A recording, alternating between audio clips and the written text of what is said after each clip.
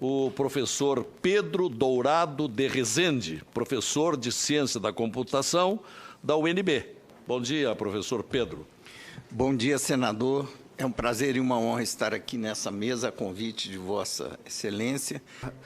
Apresentar um pequeno contraditório técnico a respeito do que foi dito aqui na abertura.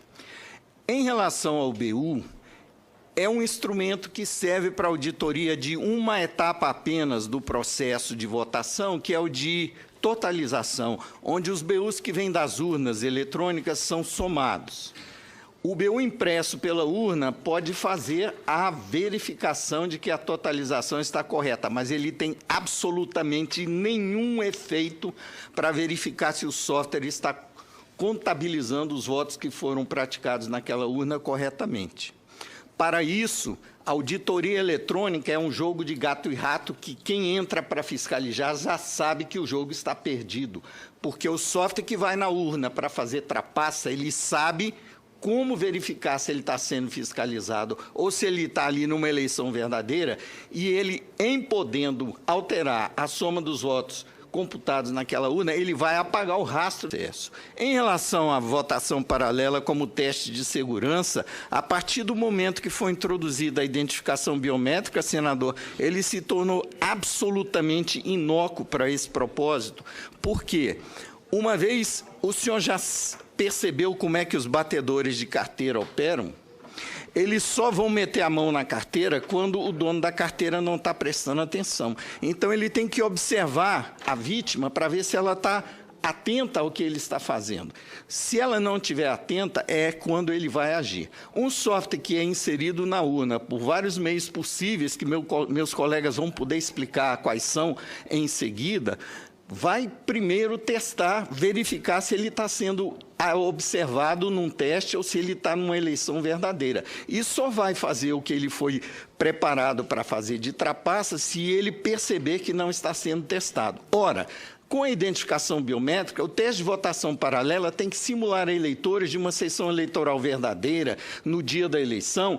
Portanto, nenhum dos que vão pressionar o botão para inserir votos no teste vão ser identificados corretamente pela biometria. Neste caso, a urna que tem identificação biométrica vai dar 100% de falha de identificação biométrica durante o teste. É claro que uma linha de programa apenas é suficiente para detectar que o software trapaceiro está sendo submetido a um teste nesse momento e ele vai ficar quietinho, não vai fazer a trapaça. Entender isso como um teste de segurança é tentar enganar o eleitor que tem alguma capacidade de raciocínio. E isso é uma afronta do ponto de vista técnico, continuar insistindo que o teste de votação paralela continua sendo um mecanismo de auditoria. Continuando, estamos aqui para... Minha função, basicamente, é relatar o que houve em relação ao processo de cumprir a lei que exige o voto impresso como um mecanismo de verificação pelo eleitor de como o seu voto pode ser contabilizado. A lei foi aprovada em 2015 e a primeira iniciativa da Justiça Eleitoral para cumprir a lei, a partir daí, foi um contrato sem licitação para uma entidade sem fins lucrativos, chamada Flextronics, fazer um modelo de votação eletrônica com voto impresso. Um contrato de 7 milhões de reais que foi cumprido à risca pela empresa ou pela entidade e que produziu 30 protótipos de uma urna que imprimiria votos.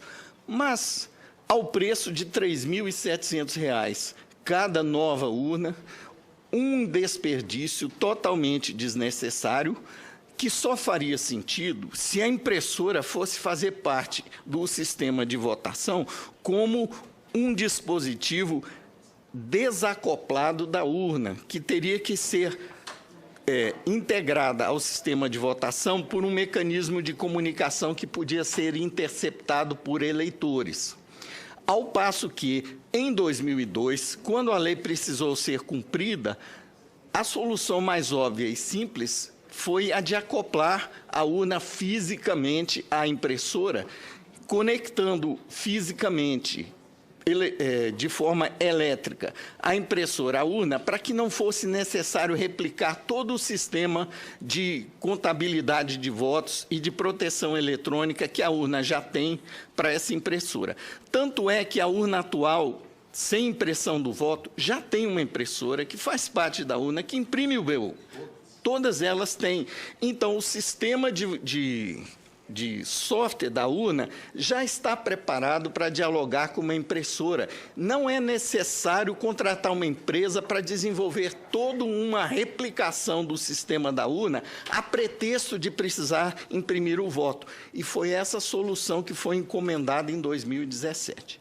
Quando foi entregue o protótipo, o 2016, está me corrigindo aqui o doutor Amilcar, quando foi entregue os protótipos, houve uma audiência na Câmara, se não me engano, né, em que foi levantada a questão que, em 2009, quando a Lei Vigia, que exigia o voto impresso, foram contratadas a compra de 150 mil urnas que não previam a inclusão da impressora do voto. O TSE foi questionado por que ele não estava cumprindo a lei que exigia impressão do voto na compra de 150 mil urnas, e a resposta que o TSE deu, através de um comunicado oficial, comunicado 10, número 10 daquele ano, era de que a urna vinha já... o modelo que estava sendo licitado já vinha configurada para receber um módulo de impressão de votos acoplável a ela, em que, portanto, quando fosse o caso, seria compradas as impressoras como um dispositivo adicional que seria acoplado à urna. Bem, então, quando isso foi trazido à tona agora em 2017, o TSE simplesmente ignorou que já tinha gasto 7 milhões com um modelo caríssimo, desnecessário, e fez um edital que foi uma verdadeira afronta à soberania nacional, porque um edital praticamente dirigido, porque fazia exigências desnecessárias para fornecimento de venda casada de material de papel, inclusive, com características desnecessárias de durabilidade, etc., e que foram, de certa forma, direcionadas para que nenhuma empresa que fabrica simplesmente impressoras pudesse ganhar essa licitação. O senhor permita, como o senhor está entrando de rijo na questão fundamental dessa audiência pública, que é a parte técnica. Sim. Então, permita que eu lhe interrompa e faça uma ou duas perguntas.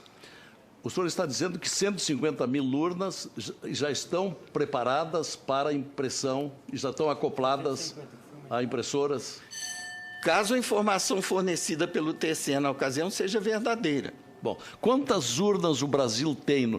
Eu vi outro dia escrito num jornal que seriam 600 mil urnas. Ali. O doutor Amilcar é a nossa enciclopédia ambulante do Comitê Multidisciplinar Independente. Em relação a números e datas, ele é a nossa fonte principal. Então, quantas urnas, professor Amilcar? Atualmente tem em torno de 600 mil urnas. 600 mil urnas. Então, vamos ficar com esse modelo que o professor Pedro Rezende citou, que é o modelo de 2009, foi primeiramente comprado a 150 mil, mas depois foi complementar a Essas licitação. estão prontas para... Estão prontas, tem mais de 400 mil dessas urnas. Quantas? Mais de 400 mil. Olha, para mim, pelo menos, o senhor está dizendo uma novidade. Então, já há 400 mil urnas prontas, aptas ao voto impresso? A receber o módulo impressor externo, sim. Não teria que haver maior gasto com elas? Não, senhor. Não teria que haver, principalmente, desenvolvimento de software por terceiros para poder fazer uma impressora de votos funcionar com esse sistema de votação. E o senhor acha que o gasto seria muito grande ao preparar esse novo software? Olha, em 2002, quem preparou o software foi a própria informática do TSE. Eles só compraram impressoras, porque o software que já estava na urna já tinha toda a lógica a infraestrutura necessária para dialogar com uma impressora, que é a impressora que sempre esteve na urna para imprimir BU. Só precisava duplicar aquela forma de interagir com o dispositivo para agora falar o sistema com uma segunda impressora que imprimiria cada voto. O senhor diria, então, que essa versão corrente de que o tribunal teria que gastar em torno de 2 bilhões de reais para habilitar o voto impresso, isso não procede? Isso é uma posição de má vontade que encontrou uma forma de inviabilizar o cumprimento da lei, primeiro com um argumento de falta de orçamento. Por uma iniciativa do pessoal que está aqui assistindo, da sociedade civil, foi feito um aporte de emergência no orçamento desse ano para suprir o TSE de 250 milhões de reais adicionais para ele poder fazer. 250 milhões Sim. Mataria a questão? 250 milhões foram incluídos no orçamento de emergência para contrapor o argumento de que o TSE não tinha verba para gastar tanto dinheiro para botar impressora em tantas urnas. Bom, o que aconteceu depois, no edital seguinte desse ano, foi um contrato de 62 milhões, que não gastou nem um terço do orçamento que estava disponível. Perfeito. E que estava, digamos, cheio de especificações desnecessárias para cumprir a função que é imprimir votos. Bom, eu não sei se meu tempo já... O senhor cumpriu o prazo até aqui, mas o senhor será convidado, interpelado seguramente mais adiante sobre o tema. Ok. Por enquanto, obrigado por sua participação. Pela ordem. Presidente. Capiberibe. Eu queria... Agradecemos a presença, bem como da senadora Simone Tebet. Professor Pedro, eu estou deduzindo pelas suas palavras e pelo histórico que eu conheço, não é, dessa luta para tornar mais confiável, digamos, não é, a votação, até porque nós já tivemos leis que introduziam o voto impresso, essas leis foram contestadas, não é, e agora, de novo, há uma resistência, o TSE não quer imprimir o voto, é isso? Senador, infelizmente, eu acho que é muito pior que isso. Porque o edital que foi feito, a pretexto de cumprir a lei, que terceirizou praticamente tudo, basicamente abriu o cofre de segurança do sistema eleitoral brasileiro, em troca de um simples termo de sigilo, para que uma empresa estrangeira que ganhou a licitação pudesse conhecer todo o nosso sistema, inclusive o material criptográfico, que é, digamos, o alicerce do mecanismo de proteção que a Justiça Eleitoral alega ter construído no seu sistema, para que essa empresa possa desenvolver um sistema de votação integrado, de impressão do voto integrado ao sistema que existe hoje para as urnas eletrônicas. Sendo que não haveria nenhuma necessidade de entregar o código do sistema eleitoral para uma empresa que tem como responsáveis 3 venezuelanos e um português, que não tem nenhum compromisso com a legislação brasileira, inclusive de cumprir o tal termo de sigilo sobre o conteúdo do material dos sistemas que eles receberiam a pretexto de desenvolver o voto impresso. Isso, o que está no edital de licitação para implementar o voto impresso esse ano, a meu ver, é um ato de traição à soberania nacional. E esse edital não foi contestado por ninguém? Esse edital foi contestado pelo CEMIND em 7 petições, cujas cópias estão na minha mão. O senhor pode ler os termos da contestação? É longo? Não. Então o senhor pode ler agora. 5 linhas. Maria Aparecida Rocha Cortiz, advogada, OAB São Paulo, e Pedro Antônio Dourado de Rezende, professor de Ciência da Computação da UNB, membros do Comitê Multidisciplinar Independente, ente da sociedade civil, vem à presença do egrégio Tribunal de Contas da União apresentar representação em face do Tribunal Superior Eleitoral para anulação da licitação 106/2017, apuração de responsabilidades e demais providência para ressarcimento ao erário público de eventuais prejuízos gerados conforme abaixo articulado. E o parágrafo que cita o comentário que eu fiz em resposta ao senador Capiberibe é o seguinte: violação e risco à segurança e soberania nacional. Item 4. Certo é, e consta de forma expressa do edital, que haverá compartilhamento de informações confidenciais sensíveis à segurança do processo de votação entre a empresa estrangeira e o TSE para fins de desenvolvimento desnecessariamente terceirizado da interface entre os equipamentos de votação e os da impressão de votos. A segurança do processo de votação em face de tal aberração contratual, na visão inexplicavelmente ingênua do TSE, estaria garantida pelo mero e simples compromisso dos responsáveis envolvidos, firmado através de um termo de sigilo. Esse termo de sigilo teria o efeito de vincular às leis brasileiras os seus signatários, mas, neste caso, quem vai administrar o consórcio das empresas vencedoras da licitação são 3 cidadãos venezuelanos e um português, que não estão submetidos in totum à legislação nacional. Tem cada qual seu território de domicílio e nacionalidade distintos do nosso, o que, em sendo a intenção, os garante, por princípios jurisdicionais, imunidade em face a tal compromisso, a despeito de qualquer legislação que lhes seja extraterritorial.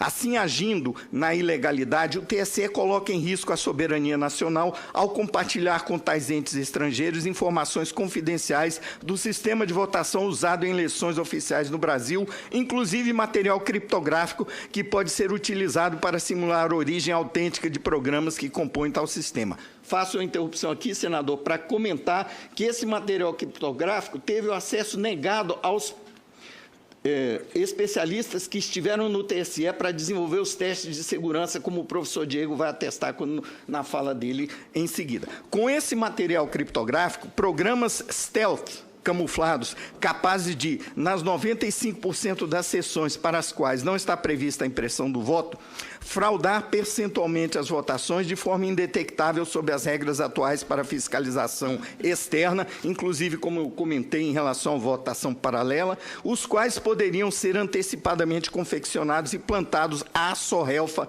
para inserção por terceiros, inclusive desavisados do risco, como se fossem programas legítimos, pois passarão como tal perante os dispositivos internos de autenticação ao longo de qualquer dos pontos intermediários da cadeia de custódia dos componentes do referido sistema, com o efeito nefasto de contaminá-lo para fins inconfessáveis, com o agravante no fato de os entes contratados para custodiar esse material criptográfico não terem vínculo ou obrigação com o Estado de Direito Nacional, o que compromete o cerne da nossa atual democracia. Quando tentamos, com esse argumento, impugnar a licitação, o argumento do TSE, o senhor não vai acreditar, os senhores não vão acreditar. Para nós do CEMIND, do Comitê Multidisciplinar Independente, está no edital, mas não vai ser feito, nós não vamos entregar. Então, por que está no edital? Perfeito. Obrigado, professor. Doutor Pedro de Rezende, peço que o senhor nos consiga uma cópia dessa peça. Doutor